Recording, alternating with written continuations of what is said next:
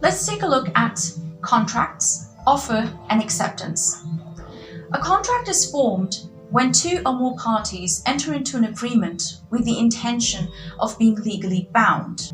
The process starts with an offer, which then has to be reciprocated with an acceptance. So what is an offer in that regard? An offer is a promise or undertaking to be contractually bound upon an unconditional acceptance. Why we say unconditional is because the acceptance has to be made in its entirety. So when an acceptance is made, there should be no caveats, provisos, or conditions in that regard.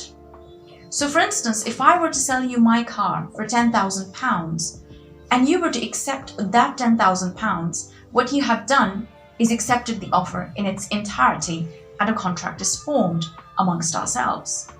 However, if you were to come back to me and say, buy the car from you, but for £9,000 instead, now you have not accepted my offer, but what have done is made a counter offer instead.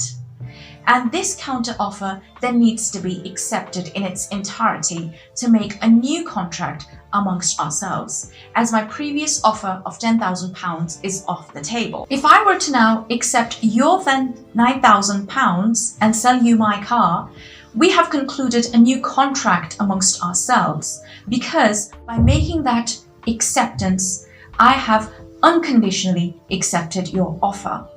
And that is why we say that an acceptance must be clear and final.